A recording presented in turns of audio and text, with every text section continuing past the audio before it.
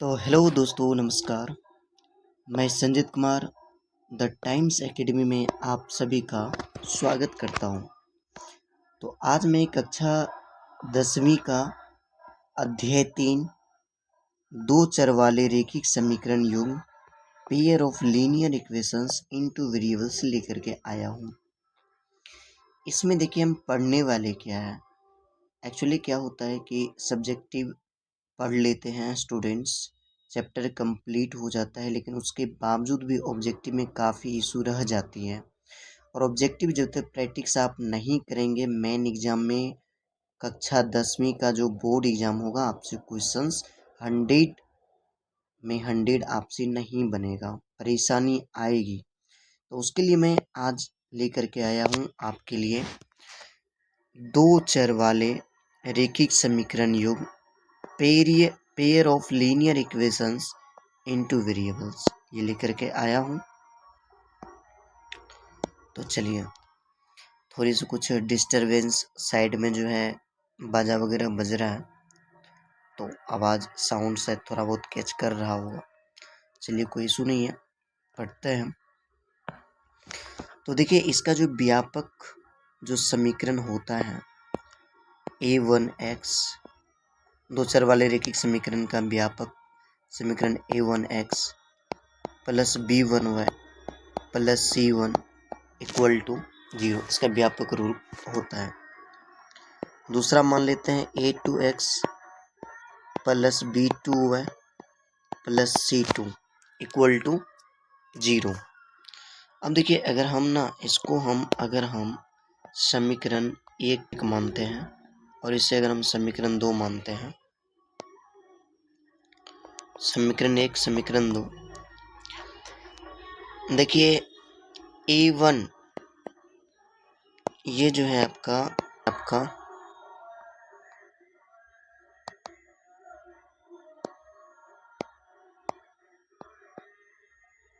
ये जो a1 है, ये जो b1 है आपका, ये जो c1 है, ये जो a2 है, b2 है और c2 है। एक्चुअली ये जो है आपका a1, b1, c1,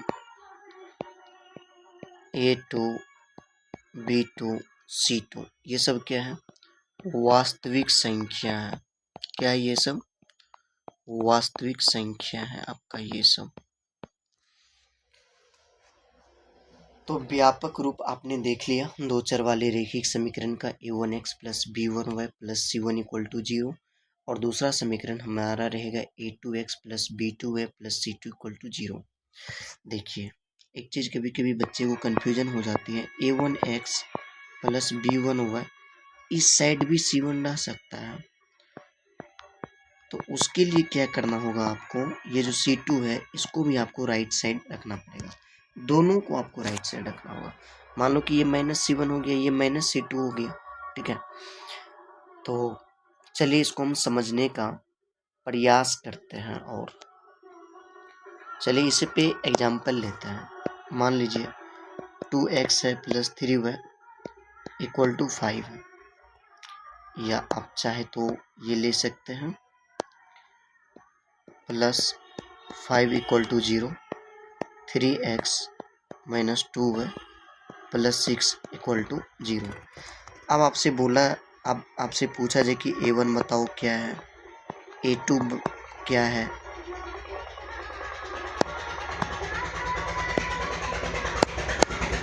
a1 क्या है, b1 क्या है, c1 क्या है, a2 क्या है, b2 क्या है, c2 क्या है। अगर आपसे ये चीज़ पूछा जाए तो आपको बताया है, ये जो a1 है ये a1 हो जाएगा, चिन्ह सहित लेंगे साइन, ये a2 हो जाएगा, a1 ये b1 हो जाएगा और ये c1 हो जाएगा, a2 हो जाएगा, b2 हो जाएगा और ये आपका c2 हो जाएगा, राइट। तो a1 क्या है, 2 है, B1 क्या है +3 है, C1 क्या है +5 है, A2 क्या है 3 है, B2 क्या है -2 है और C2 क्या है 6 है। ठीक, आशा करते हैं कि अगर दो इक्वेशन में आपसे पूछ दे कि A1 B1 C1 A2 B2 C2 क्या होगा तो निश्चित रूप से आप बता पाएंगे। चलिए अब A1/A2 आप बताइए कितना होगा। A1 कितना है 2 है, A2 कितना है 3 है। B1/B2 अगर पूछा जाए तो आप कितना बताएंगे। B1 कितना है 3 है और B2 कितना है -2 है, ये हो जाएगा -3/2। C1/C2 अगर पूछे आपसे, C1 कितना है 5 है, C2 कितना है 6 है। अब आपसे पूछ देगा कि ये कौन सा हल होगा, कौन सा रेखा होगा। पहले तो आप अच्छे तरीका से आप जो है A1 B1 C1 A2 B2 C2 निकालने के लिए पहले आप सीख जाइए अच्छी तरीका से। आप ऐसा फील करो कि आप सामने बैठ करके पढ़ रहे हो, आपको कोई दिक्कत नहीं होगी। चलिए और एक इक्वेशन ले लेते हैं। 4x - 6y = 10 ले लेते हैं। 8x - 12y = 20 ले लेते हैं। अब आप हमें बताइए कि A1 क्या होगा। तो देखो A1 जो होगा, A1 क्या होगा +4, A2 क्या होगा -6, सॉरी A1 4 हो गया, B1 -6, C1 10 हो जाएगा, A2 8, A2 सॉरी B2 हो जाएगा -12 और C2 कितना हो जाएगा 20 हो जाएगा। ठीक है, अब देखिए A1 कितना हो जाएगा 4 हो जाएगा, B1 कितना हो जाएगा -6 हो जाएगा, C1 कितना हो जाएगा 10 हो जाएगा। सिंबल सहित प्लस या माइनस सहित आपको बोलना है। A2 कितना हो जाएगा 8 हो जाएगा, B2 -12 और C2 कितना हो जाएगा 20।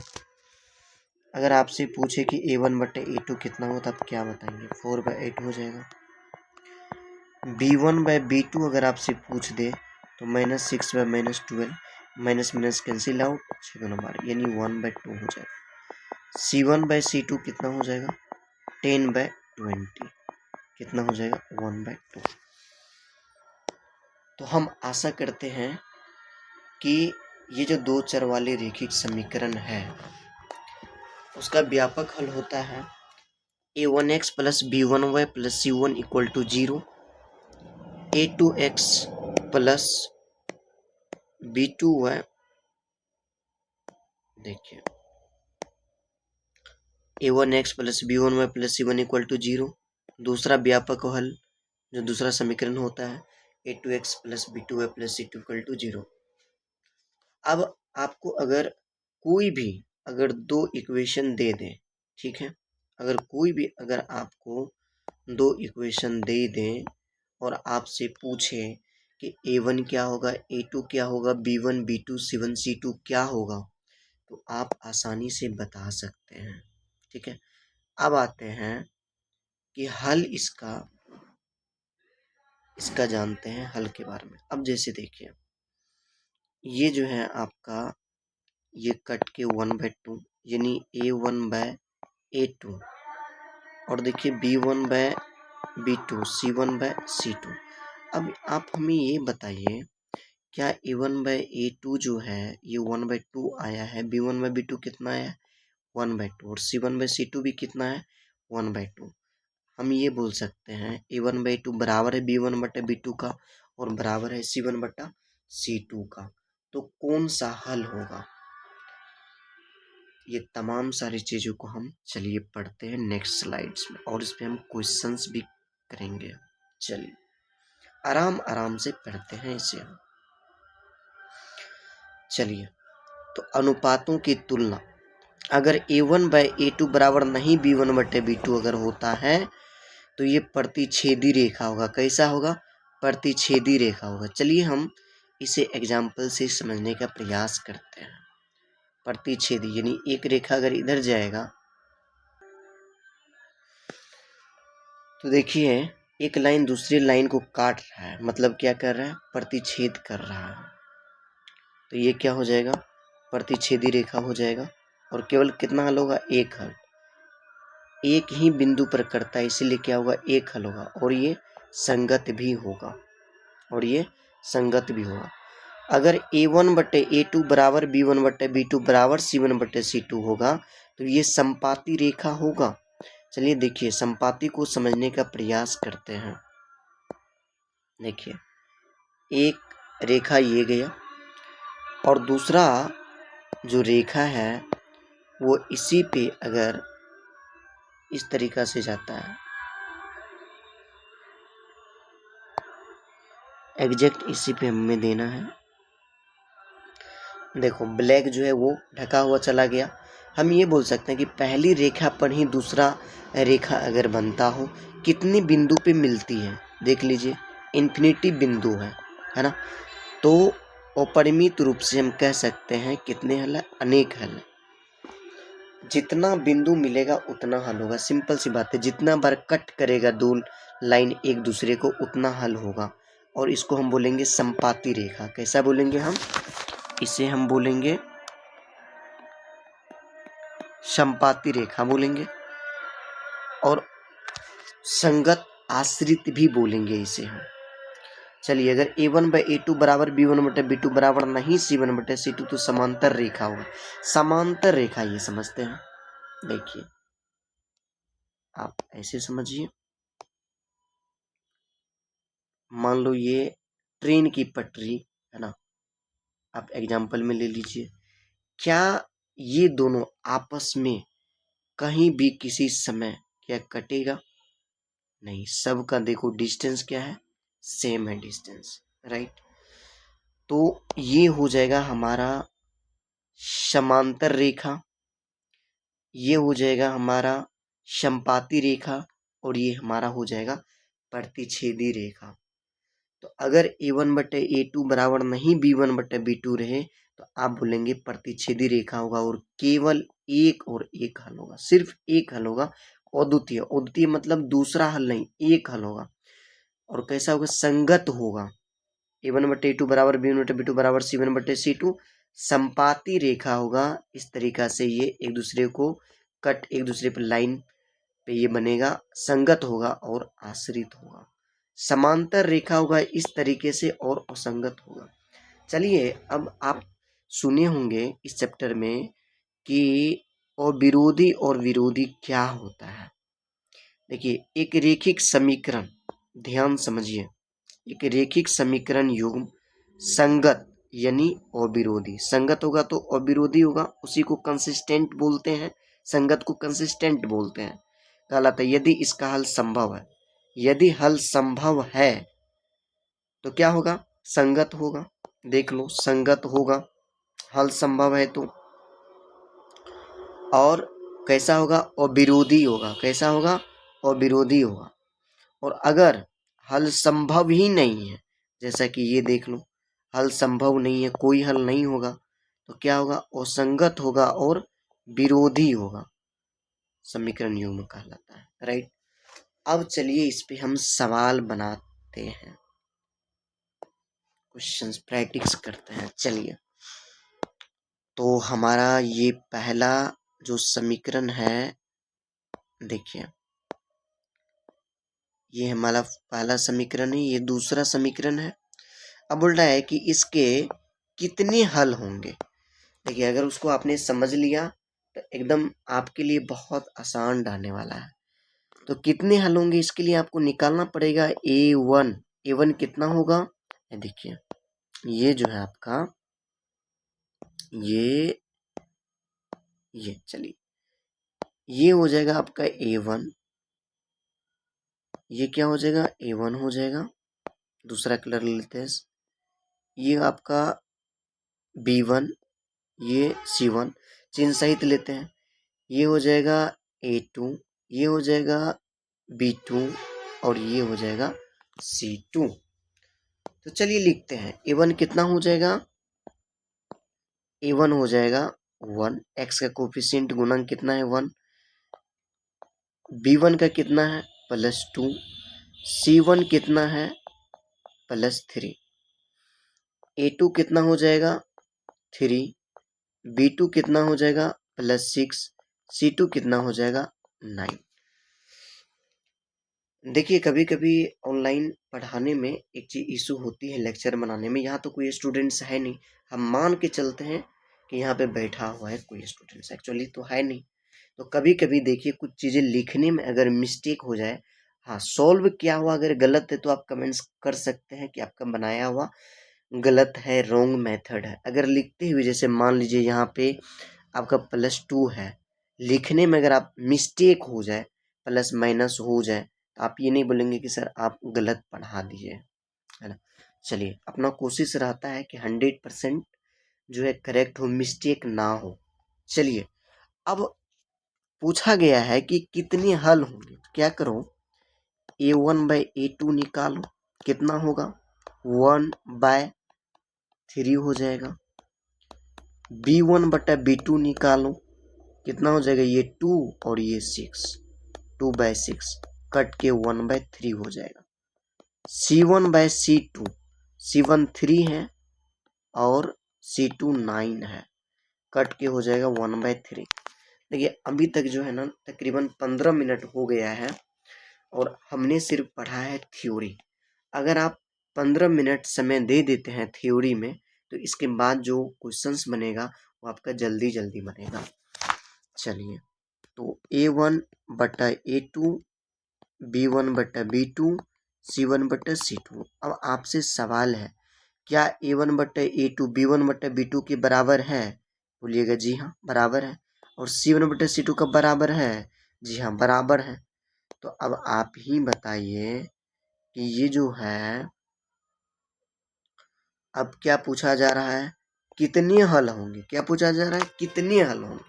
तो देखते हैं एक बार, जब तीनों बराबर होंगे, किसमें है तीनों बराबर होगा, यही वाला है ना, ये वाला तीनों बराबर, सॉरी तीनों बराबर होगा ये वाला। तो कितने हल होगा, अपरिमित रूप से अनेक हल होगा, है ना आसान बच्चों। तो चलिए अनेक हल होगा, क्या ऑप्शन हो जाएगा, ऑप्शन सी हो जाएगा। अंततः अनेक हल होगा, एक हल होगा नहीं, कोई हल नहीं, नहीं ऑप्शन मिल गया तो इनमें से कोई नहीं, उसका तो चांस ही नहीं, सी हो जाएगा। चलिए अब जल्दी जल्दी क्वेश्चन करते हैं सॉल्व हम। चलिए अगले क्वेश्चन पे चलते हैं। अगला क्वेश्चन है रेखिक समीकरण युग्म। देखो बच्चों समझो अच्छे तरीका से, रेखिक समीकरण युग्म, ये जो पहला हमारा समीकरण है बच्चों और ये दूसरा हमारा समीकरण है, दूसरा हमारा जो समीकरण है।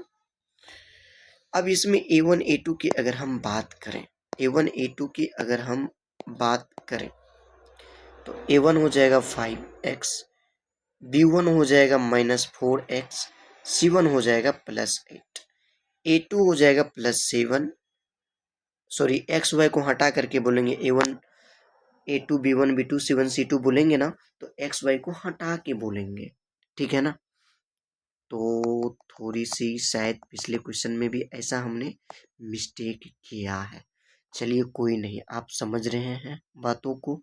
ये 5 हो जाएगा A1, ये हो जाएगा B1 और ये हो जाएगा C1। ऐसा नहीं कि A1 बोलेंगे 5x, ओनली 5x का गुणांक।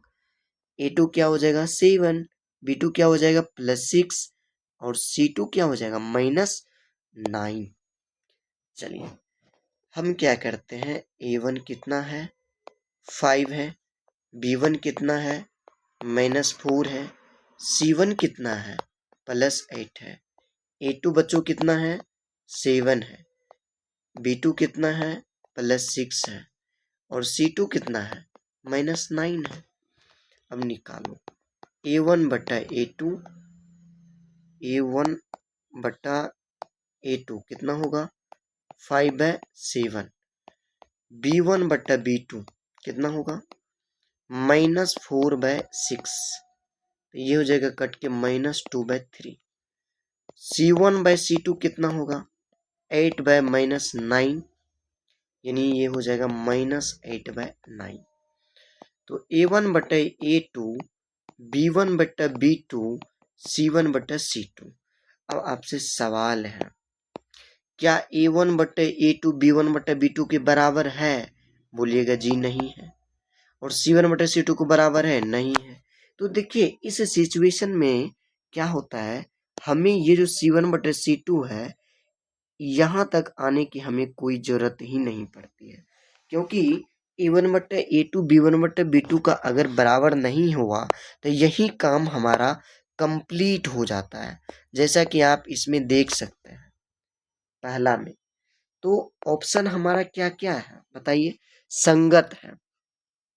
देखो उसमें जो है A1/A2 नहीं बराबर B1/B2, तो समझो ये प्रतिच्छेदी रेखा होगा, संगत होगा।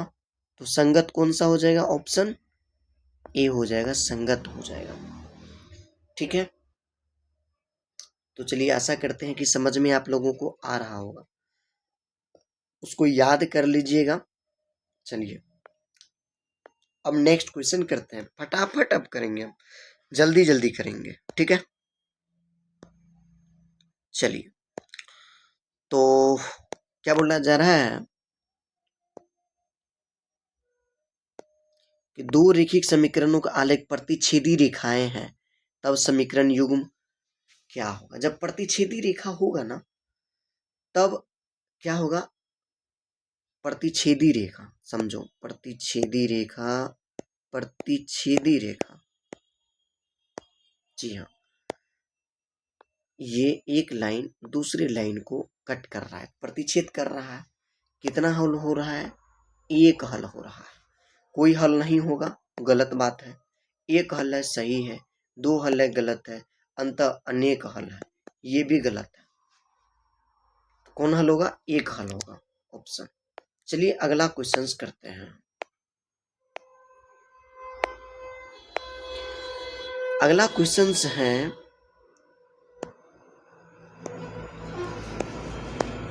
देखिए ये जो पहला समीकरण है और दूसरा समीकरण है, बोल रहा है कि अद्वितीय हल होगा। अब हम डायरेक्ट निकालते हैं, A1/A2 निकालो, कितना होगा? x का गुणांक 1 होगा और A2 का गुणांक -3 होगा, है ना?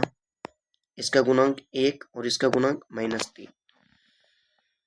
और अगर हम बात करें B1/B2 का, तो y का गुणांक 2 हो जाएगा +2 और इसका -6 हो जाएगा। ये कट के वो -1/3 माइनस ऊपर चले जाएगा। C1/C2 की अगर हम बात करें तो C1 5 हो जाएगा और ये कितना होगा? +1, कट के कितना होगा? 5 होगा। तो हम ये बोल सकते हैं कि A1/A2 जो है वो बराबर B1/B2 का होगा, लेकिन C1/C2 का बराबर ये नहीं होगा, बराबर नहीं होगा। तो ये कंडीशन कौन सा हल होगा? कोई हल नहीं होगा। कौन सा होगा? कोई हल नहीं होगा। पहला अद्वितीय हल गलत हो जाएगा, अंत अनेक हल गलत हो जाएगा, कोई हल नहीं होगा। चलिए अगले क्वेश्चंस में लेकर के चलते हैं आपको हम। पहला समीकरण ये है, दूसरा समीकरण ये है। अब देखिए बराबर 5 है, बराबर 9 है, तो बराबर के राइट साइड में दोनों C1 C2 है, तो हमें एक साइड करने की आवश्यकता नहीं है क्योंकि वो ऑलरेडी है। अगर बराबर के पहले लेफ्ट साइड में होता तो दोनों को हम रखते हैं। चलिए बोला है संगत अद्वितीय हल कैसा, तो ये हल कौन सा हल होगा इसे बताने के लिए A1/A2 चाहिए, तो 2/4। देखो ना, इसका 2 हो गया, ये 4 हो गया, 1/2 हो गया। B1/B2, B1 कितना होगा? +3 होगा, B2 +6 होगा, कट के ये 1/2 हो जाएगा।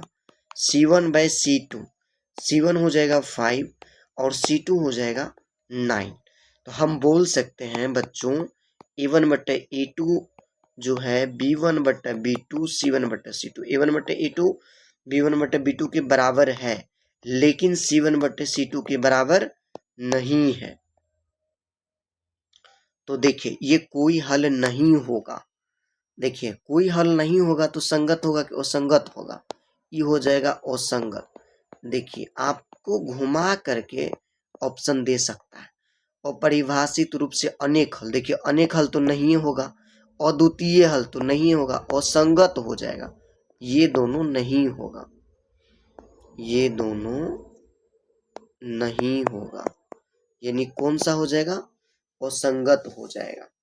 अगर अनेक हल होगा तो संगत होगा, अगर एक हल होगा तो भी संगत होगा, और कोई हल नहीं होगा तो असंगत होगा। समझ में आ रहा होगा आप लोगों को? चलिए, बोल रहा है कि कोई हल नहीं होगा तो निकाल लो ना। A1/A2 क्या होता है फॉर्मूला? बराबर B1/B2 बराबर नहीं C1/C2। बोल रहा है कोई हल नहीं होगा, यही तो फॉर्मूला होता है। अब A1/A2 3, उसके बाद A2 कितना हो जाएगा? 6, B1 हो जाएगा -1, y का गुणांक कितना है? -1 है, इधर y का गुणांक -2 है। ठीक है, तो B1/B2 हो गया। अब C1/C2, C1 हो जाएगा 5 और C2 हो जाएगा K हो जाएगा। ठीक है, तो ये कट के हो जाएगा 1/2, ये भी हो जाएगा 1/2, ये बराबर नहीं 5/K हो जाएगा। ठीक है ना? अब ये दोनों बराबर है, किसी एक को आप बराबर कर दो। ठीक है, तो देखो 1/2 बराबर नहीं 5/K, क्रॉस मल्टीप्लिकेशन कर लो, कोना कोनी गुना अपने भाषा में तिरछी गुना K गुना 1, K बराबर नहीं 5 दूना 10, तो कौन सा ऑप्शन हो जाएगा बताओ? K इज नॉट 10 निकला है, तो ऑप्शन नंबर C हो जाएगा। चलिए हम अगले क्वेश्चन की तरफ मूव करते हैं। बोला जा रहा है कि K का मान निकालने के लिए, ठीक है, K का मान निकालने के लिए, और समीकरण निकाय जो है, पहला समीकरण ये है और दूसरा समीकरण ये है। बोल रहा है कि अंततः अनेक हल होगा, अनंत हल होगा। तो अनंत हल कैसे होगा? फार्मूला लगा दीजिए अनेक हल का। A1/A2 अब बराबर B1/B2 अब बराबर C1/C2, है ना? तो अंत अनेक हल हो जाएगा। तो A1, समझिए बातों को, A1 क्या होगा? क्या होगा? A1 A1 A1 A1 है, देखिए A1 क्या होगा? 4 होगा। A2 प्लस K होगा, sorry B1 plus K, C1 6, A2 B2 और C2। ठीक है ना? अब चलिए 4 कितना हो जाएगा? 2 हो जाएगा। B1 K और B2 -4, C1 हो जाएगा +6 और C2 हो जाएगा +3। ठीक है ना? अब देखिए, तो 4/2 यानी कितना हो जाएगा? 2/1 यानी 2 होगा, माइनस ऊपर चले जाएगा, K/4 हो जाएगा, कट के ये भी कितना हो जाएगा? 2। चलो 1 हम लिख सकते हैं। अब देखो ये दोनों तो बराबरी ना है, तो किसी एक को मतलब K का वैल्यू निकालने के लिए आपको इस दोनों को या इसको बराबर करना होगा। इस दोनों में से किसी को बराबर करो, बात तो बराबरी है, क्योंकि दोनों जगह पे ये 2 ही है। तो 2/1 बराबर -K/4, कोना कोनी गुना कर दो, तो 2 -K गुना 1 -K, 2 चौका 8, तो इसीलिए K बराबर कितना हो जाएगा? -8 हो जाएगा।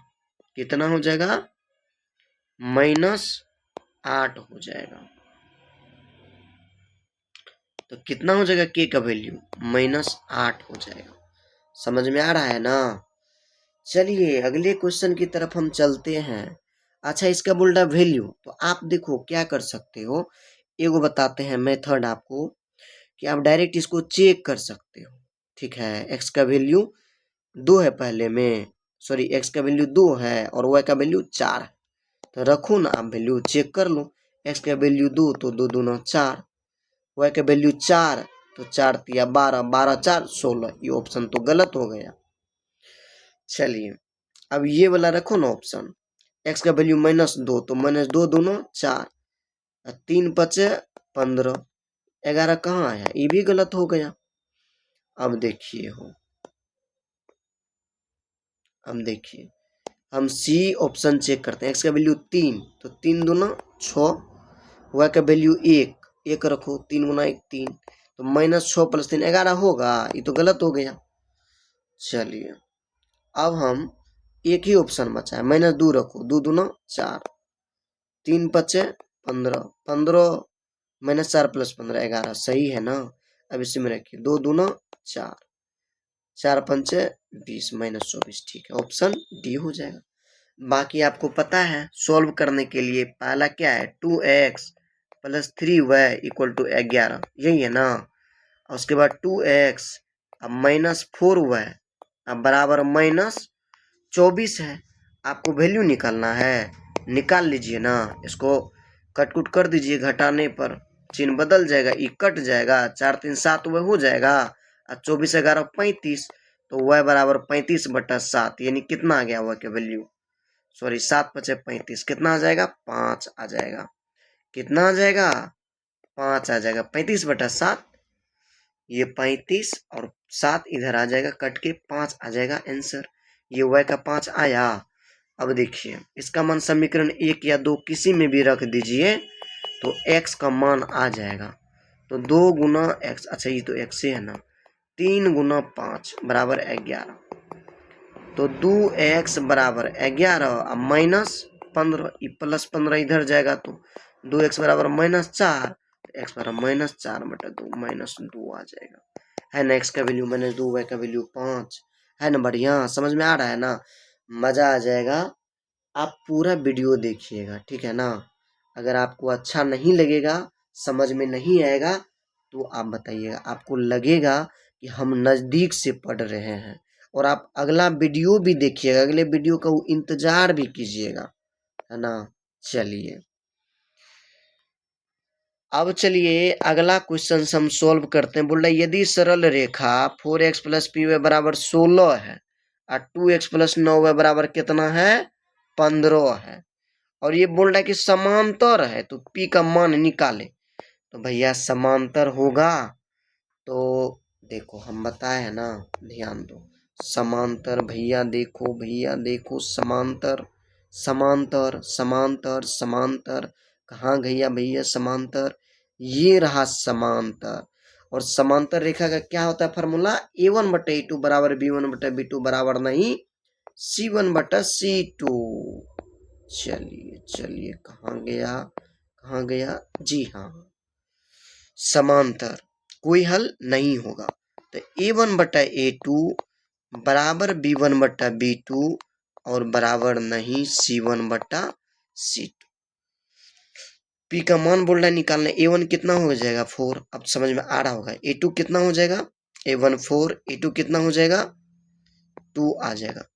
b1 हो जाएगा p, y का गुणांक क्या है p है, और y का गुणांक 9 है, b2 हो जाएगा बराबर नहीं, c1 कितना है 16 है, और c2 कितना है 15 है, ठीक ना। अब बोल रहा है p का मान निकालने के लिए, p का मान क्या होगा, 4/2 कट के कितना होगा, 2 न होगा, बराबर p/9, और ये क्या होगा, सॉरी 16/15। तो अब बताइए, आपको 2 ऑप्शन देते हैं, अब बताओ, अब आप ही से क्वेश्चन है कि आप इसको लीजिएगा कि इसको सोल्व, किसको सोल्व कीजिएगा बताइए, थोड़ा देर सोचिए और तब बताइए, तब तो साफ करते सोचिए दोनों में से हम कौन सा लेंगे। देखो हम ये वाला लेंगे और ये वाला हम नहीं लेंगे। क्यों नहीं लेंगे ये वाला, क्योंकि देखो बोल रहा कि p का मान क्या होगा। अब ये जो ऑप्शन में है 4 गो, इसका मतलब है, मान लो कि आंसर हो जा रहा है p का मान 3, p बराबर 3, उसी तरीके से ऑप्शन है। ऐसा थोड़ी बोला कि p का मान नहीं होगा, वो बताओ। अगर आप ये वाला वैल्यू निकालते हो तो आपका p बराबर नहीं ये आ जाएगा, p बराबर लेना है, तो आप इसे सोल्व करो। 2/1 बराबर p/9, p गुना 1 p है, 9 दूना 18, भैया ऑप्शन सी हो जाएगा सही, ऑप्शन सी हो जाएगा सही। बहुत आसान है, धैर्य रख के आपको वीडियो को देखना पड़ेगा। देखो यहाँ पे कुछ मिस्टेक है टाइपिंग में, ये होगा एक घातीय, एक घातीय हो जाएगा, एक घातीय समीकरण कि लेखाचित्र यदि समांतर हो तो हलों की संख्या क्या होगा, समांतर है। देखो फिर से हम बताते हैं और रिवीजन भी आप कर लो। देखो a1 बटा a2 बराबर नहीं अगर b1 बटा b2 होगा, प्रतिच्छेदी रेखा होगा और सिर्फ एक हल होगा। क्या गो हल? एगो हल होगा। प्रतिच्छेदी रेखा होगा, एक गुना हल होगा। अगर सभी के बराबर हो जाए तो ये अनेक हल होगा। पहली लाइन पे दूसरा लाइन पे अनेक हल हो जाएगा, अनेक हल होगा। अगर a1 बटा a2 बराबर b1 बटा b2 बराबर नहीं c1 बटा c2 होगा, समांतर रेखा होगा और कोई हल नहीं होगा, कोई हल नहीं होगा। मिला लो ना, समांतर रेखा होगा तो कौन हल होगा, क्या हल होगा, समांतर होगा तो। अच्छा ये वाला समांतर है ना, क्या हो, कोई हल नहीं, तो मतलब क्या हल होगा, जीरो हो जाएगा, कोई हल नहीं। अब ऐसा नहीं कि इनमें से कोई नहीं मार दीजिएगा, गलत हो जाएगा।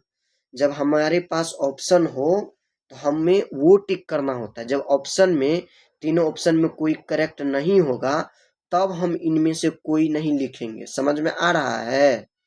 चलिए, तो इसका जीरो हल हो जाएगा, कोई हल नहीं मतलब जीरो हल, ऑप्शन ए हो जाएगा। चलिए अगला क्वेश्चन, हाँ यहाँ पर भी टाइपिंग मिस्टेक है, एक घातीय कर लीजिए। जी हाँ, एक घातीय समीकरण लिखा चाहिए यदि संपाती हो। देखिए भैया अभी यहाँ बताए हैं, ये जो है ना एगो लाइन पे दूसर का लाइन जाएगा, ये हो जाएगा संपाती कहलाएगा। और संपाती कहलाएगा तो अनेक हल होगा। कैसा होगा? अनेक हल होगा। ये हो गया प्रतिच्छेदी, ये हो गया संपाती, ये हो गया समांतर, तो अनेक हल होगा। कैसा हल होगा? अनेक हल होगा। तो भैया ऑप्शन सी हो जाएगा। देखो टिक करते चलो, इतना के आले के संबंध में कथनों में कौन सत्य है, कौन सत्य है, सरल लेकर प्रतिच्छेदी, समांतर, समांतर। फिर वही बात a1 बटे a2, देखो 2 बटा, अब डायरेक्ट निकाल सकते हैं ना, 2/5, बहुत सवाल बना लियो। 5 बटे b1 बटा b2, 2 बटा 5 हो गया। अब 2 बटा 5, 2 बटा 5 हो गया, 5 बटा -2 हो गया, और उसके बाद 9 बटा 6 हो गया। तो देखो 2 बटा 5 -5 बटा 2, 3 तिया 9, 3 दूना 6, ठीक है ना। क्या ये दूसरे के बराबर हुआ? नहीं हो। भैया हम क्यों जाएंगे इतना घर, इतना क्यों घूमेंगे? ये जो है पहला दूसर के बराबर नहीं है, a1 बटा a2 बराबर नहीं है b1 बटा b2 को, यानी 2 बटा 5 जो है वो बराबर नहीं है 5 बटा -2 का। तो कौन सा हल होगा? अद्वितीय हल होगा, मतलब प्रतिच्छेदी रेखा होगा, सरल रेखा होगा। चलो अगला क्वेश्चन करते हैं, कौन सा कथन सत्य है, प्रतिच्छेदी। फिर से वही बात, 3 बटा 6 शॉर्ट में बनाते हैं, -2 बटा -4, a1 बटा a2, b1 बटा b2, -3 बटा माइनस, है ना। जल्दी जल्दी बना रहे हैं थोड़ा सा। चलो 1/2 कट के हो जाएगा 1/2, और ये हो जाएगा 3/2, बराबर बराबर नहीं। तो a1 बटे a2 बराबर b1 बराबर नहीं c1 बटे c2, तो भैया कोई हल नहीं होगा। जब कोई हल नहीं होगा तो समांतर सरल रेखा होगा, है ना। चलो अगला क्वेश्चन से है, कौन सा कथन सत्य है। फिर से a1 बटे a2 निकाल लो तो 3/6 हो जाएगा। पिछलो का क्वेश्चन है, नहीं दूसरा क्वेश्चन है, दूसरा 2/4 हो जाएगा, 3/6 होगा, 2/4 होगा, 5/10 होगा। तो भैया ये कट के 1/2, 1/2, 1/2 अनेक हल हो जाएगा। अनेक हल होगा, ऑप्शन ऑप्शन प्रतिच्छेदी होगा, नहीं होगा। अनेक हल होगा, समांतर होगा, नहीं होगा, संपाती हो जाएगा, अनेक हल होगा, है ना। एक लाइन दूसरे लाइन पे से पास होगी और अनंत बिंदु पर मिलेगी, अनंत बिंदु, तो ऑप्शन बी हो जाएगा। चलो अगला क्वेश्चन की ओर चलते हैं। हाँ, अब विरोधी आश्रित आ गया है। हाँ चलिए पहले A1/A2 निकाल लेते हैं, तो 2/1 हो जाएगा A1/A2, B1/B2 कितना हो जाएगा, -4 बट्टा -2, कट के हो जाएगा 2/1, C1/C2 -3/5। या A1/A2 बराबर B1/B2, ये दूसरे के बराबर है लेकिन तीसरे के बराबर नहीं है। भैया देखो अब विरोधी है कि अविरोधी है, देखो हम बताए थे कि अगर, देख न लो यहाँ पे हम बताए हुए थे, शुरू में ही बताए थे, देखो अगर संगत होगा तो अविरोधी होगा, और संगत होगा तो विरोधी होगा। तो कैसा है, संगत है कि असंगत है, संगत होगा तो अविरोधी होगा, है ना।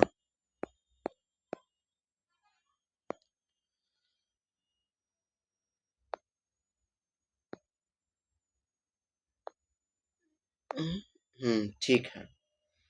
अब देखो ये क्या हो जाएगा, असंगत होगा, क्या होगा, असंगत होगा, कोई हल नहीं होगा, और जब असंगत होगा तो क्या हो जाएगा, विरोधी हो जाएगा।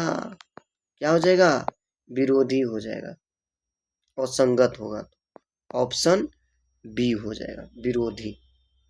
तो आपको ये वाला जो चार्ट है आपको याद रखना पड़ेगा कि असंगत होगा तो कैसा होगा, विरोधी होगा, ठीक है, तो आपको याद रखना पड़ेगा। चलिए इस पे और क्वेश्चंस करते हैं, एक ही क्वेश्चन ही और क्वेश्चन करेंगे। A1/A2 निकाल लो, कितना हो जाएगा 1/2। B1/B2 निकाल लो, कितना हो जाएगा 3/-5। और C1/C2 निकाल लो, -1/3। तो A1/A2 B1/B2 के बराबर है, नहीं है, तो यही तो बात खत्म हो गया। तो ये कौन सा हल होगा, ये होगा संगत। संगत होगा तो क्या हो जाएगा, देखो असंगत में क्या लिखे थे, विरोधी, असंगत, तो अविरोधी हो जाएगा भैया, वो विरोधी हो जाएगा, संगत है लेकिन अविरोधी हो जाएगा। अनेक हल होगा तो आश्रित हो जाएगा। चलो A1/A2 फिर से निकालो, 1/3। अब B1/B2 निकालो, -5/-15। C1/C2 निकालो, 1/3। तो अनेक हल होगा, अनेक हल होगा, देखो आश्रित हो जाएगा, कौन सा हो जाएगा, आश्रित हो जाएगा। अनेक हल होगा तो याद रखना है, सबसे ज्यादा जो करेक्ट आंसर रहेगा हम वो देंगे। ऐसे संगत होगा तो क्या होगा, अविरोधी होगा। आश्रित जो है सबसे जो ज्यादा करेक्ट आंसर होगा हम वो लगाएंगे, आश्रित हो जाएगा। चलो x बराबर -5 है, देखो ये हम ग्राफ खींचते हैं, ठीक है। मान लो कि x बराबर 5 है, यहाँ पे कितना 5, x बराबर -5 है ना। तो ये किसके समांतर होगा, बताओ किसके समांतर होगा, किसके समांतर होगा ये, x बराबर 5 जो है ये कौन सा y एक्सिस है, और ये कौन सा एक्सिस है, x एक्सिस है। x बराबर -5 कहाँ है, ये वाला है -5। ये जो x बराबर -5 है, ये -5, ये वाला बनेगा x -5। तो किसके समांतर है बताओ, y अक्ष के समानांतर है ना, तो कौन सा ऑप्शन हो जाएगा, ऑप्शन बी हो जाएगा। x के समांतर गलत हो जाएगा, x अक्ष पर लंब गलत, ऑप्शन बी हो जाएगा। चलो टिक करते हैं, चलो टिक करते चलो, y माइनस, तो y बराबर 4 ये है, ठीक है। y का मान मान लो यहाँ पे 4 है, y बराबर 4 है, तो x अक्ष के समांतर होगा, ऑप्शन क्या हो जाएगा, ये हो जाएगा। अब देखो क्या है, प्रतिच्छेद बिंदु के निर्देशांक होंगे, तो निर्देशांक होंगे तो इसका क्या करना है, एक्स वाई का मान निकाल लेना है। तो मान निकाल लो, एक्स माइनस वाई बराबर कितना है, 0। एक्स प्लस वाई बराबर कितना है, 0। सोल्व कर लो, 2x बराबर 0, x बराबर 0/2 कितना हो जाएगा, 0। अब इसका मान समीकरण 1 2 किसी में भी रखो, x का मान 0, तो कितना हो जाएगा, माइनस वाई बराबर 0, वाई बराबर 0। एक्स का भी वैल्यू 0 और वाई का भी 0 हो जाएगा। देखो ये दोनों बराबर जब 0 है ना, समीकरण बराबर 0 0 हो जाएगा, तो कौन सा हो जाएगा, ऑप्शन बी हो जाएगा। तो चलिए आशा करते हैं पूरा लेक्चर आपको समझ में आया होगा। देखिए एक बात समझिए, ये समझना बहुत आवश्यक है। ऑब्जेक्टिव जो है ना बनाने के लिए आपको ऑब्जेक्टिव क्वेश्चंस का प्रैक्टिस होना ज़रूरी है। अगर आप लोग अच्छे से देखिएगा, कमेंट से कीजिएगा, फिर अगला जो आप लोगों का होगा, जो भी बोलिएगा आगे, तो फिर वो करेंगे। ठीक है, आप लोगों का जैसा आगे का फीडबैक रहेगा, कैसा लगा पढ़ने में, ये लेक्चर पूरा समझ में आया कि नहीं, मस्त लगा, बहुत बढ़िया लगा, एवरेज लगा, कैसा लगा, जी हाँ कमेंट्स करना ना भूलें।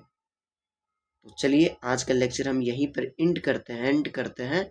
इसी तरीक़ा से और भी लेक्चर हम महत्वपूर्ण क्वेश्चन आपके लिए ऑब्जेक्टिव प्रैक्टिस करवाएंगे, लेते आएंगे। धन्यवाद।